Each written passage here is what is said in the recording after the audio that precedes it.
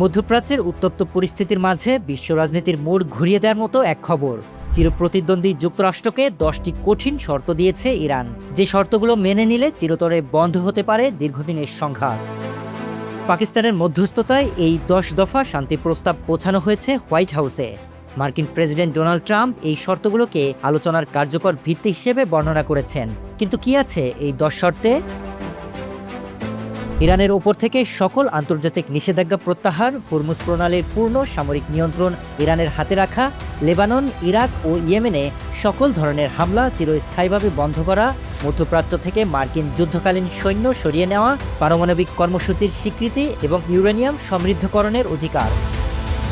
শুধু তাই নয়, বিদেশে আটকে থাকা ইরানের সকল সম্পদ মুক্তি এবং যুদ্ধের ক্ষয়ক্ষতির জন্য বড় অঙ্কের ক্ষতিপূরণও দাবি করেছে তেহরান। এমনকি হরমুজ প্রণালী দিয়ে জাহাজ চলাচলের জন্য বিশেষ ফি আদায়ের শর্তও রাখা হয়েছে এই প্রস্তাবে। এই প্রস্তাবের পরপরই 2 সপ্তাহের সাময়িক যুদ্ধবিরতির ঘোষণা করেছে যুক্তরাষ্ট্র। ইরানও সাময়িকভাবে হরমুজ প্রণালী খুলে দিতে রাজি হয়েছে।